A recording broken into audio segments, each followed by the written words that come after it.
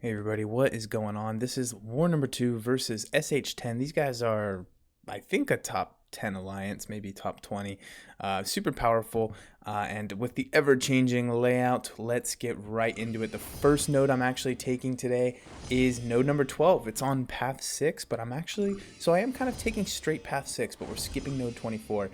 The reason being is that we thought this was going to be a 560 or a 455 Havoc, and Vision kind of wrecks Havoc, but it ended up being an Iceman. So as you can see here, I am spoiling the fights a little bit with this new layout. I'm not sure if I want to do that. It won't actually be a spoil in the future. So anyway, let's get into it after I have more data. But just trying to simplify things, guys, because I need to find ways to get these war videos out even faster. So I get into the fight and I realize that I'm just going to have to deal with a cold snap and nothing else. So no big deal. I just got to play aggressive because this guy has the aggression fury, which means that his damage ramps up extremely fastly.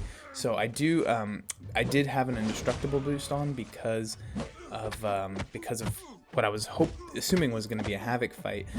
So actually it ends up doing less damage to me because I'm able to get through that fight before the Frostbite actually procced. So it's quite interesting that I didn't have to deal with that. So anyway, moving on, I decide to go up and take node 18, which is the Bane fight. That one turns out to be a Quake. I taken Captain Infinity War because I don't need him. I only really needed him for the synergy. Get a nice little intercept there to start the Bane, and because this is Bane and it's Quake, I'm not trying to play Captain as normal. I'm just trying to play him like a ninja. So I'm still at a yellow bar, feeling real good. Decide to throw a special one to push her power bar up so I can dodge. Go back in, Bane's looking fine. I back off there so I can get another 5-hit combo, another special one. Still haven't taken even one tick of Bane. Gonna bait out her special one here while she's bleeding. I do have deep wounds on these days, and she goes down full yellow bar. Just absolutely perfect fight. I was pretty happy about that. So we move on, it's Domino.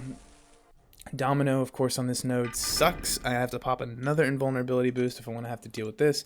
I do heal up a potion. I've stopped taking... Okay, so there's an interesting thing about why I'm stopping recording potion use, and that is because I was always recording potion use on the fights following the fight that I would actually lose health on.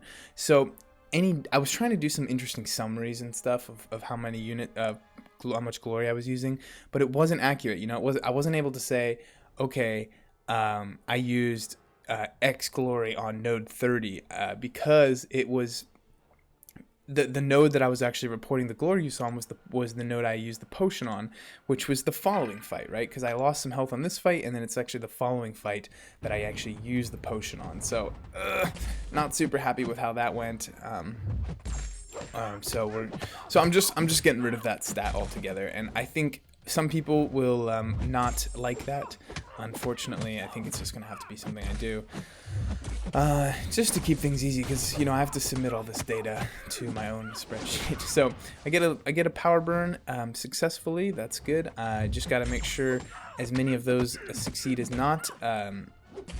One thing that someone commented last time, it's one person out of many, so we'll take it with a small grain of salt, that if I put Pacify on, it would reduce the amount of reduction of her passive ability accuracy reduction, if that makes any sense. So she reduces my ability accuracy by, I think, 15%, maybe it's 30%. If I reduce her accuracy by 30%, she will be reducing mine by a little bit less. That's the way I understand it. So I could parry for special 2 and actually get more procs of the power drain, or less critical failures. But I don't know. I don't know if that's worth putting 3 mastery points in for me. The invulnerability boosts are not.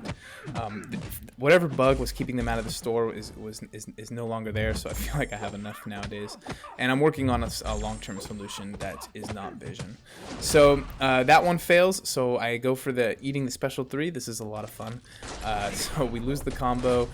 She's jumping in the air. I still have an invulnerability boost, so it doesn't take any damage, and because I'm bleed immune, I won't take any bleed damage, so that's fine. It's all good. Get the nice little intercept from, you know, her guns. It's very easy to intercept her. I get a lucky sort of parry. That was weird. I was just in like the middle of her combo, but whatever, we'll take it. I do need to throw another special 2 here. I can eat another special 3 if I have to. So I get the parry. For some reason I just didn't feel comfortable.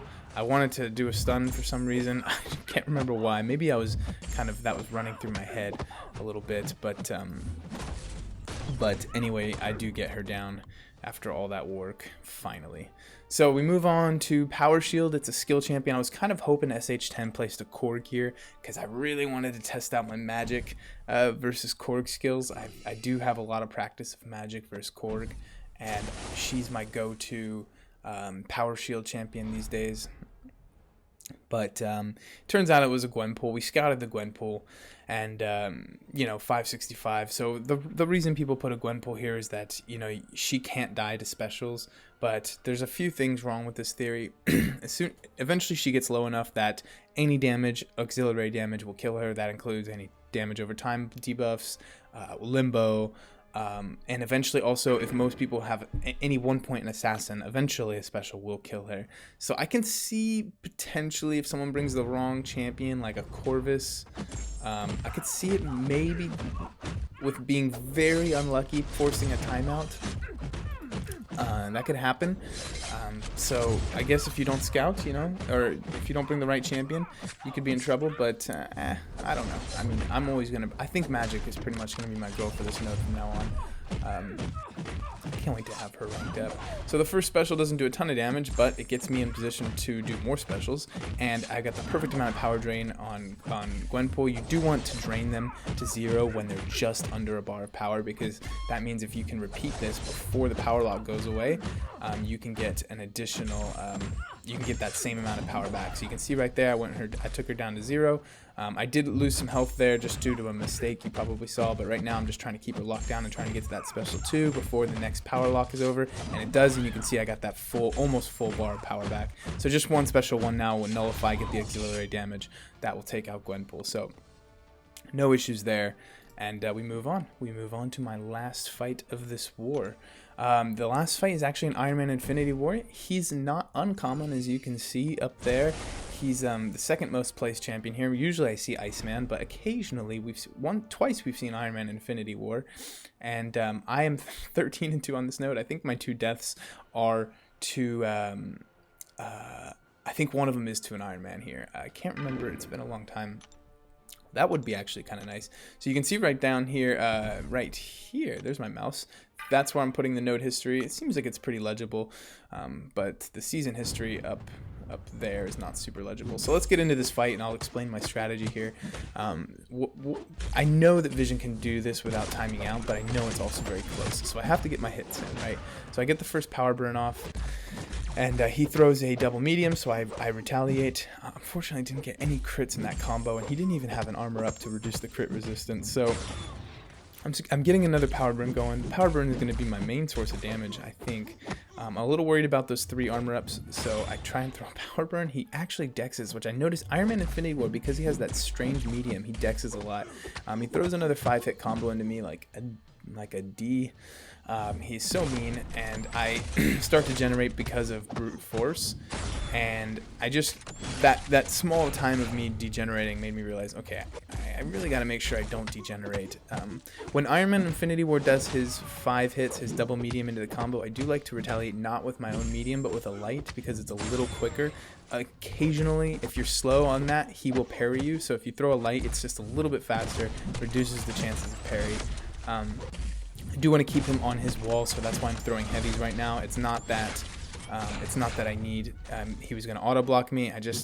I don't know. I was just making some distance, trying to recoup my thoughts a little bit. Heavy spamming is just a little bit easier sometimes than managing the combo, because managing the combo, you do risk him building up armor ups faster, and he you know, if you're not paying very close attention, the parry could happen, and if I just throw a heavy, there's no chance of the parry happening.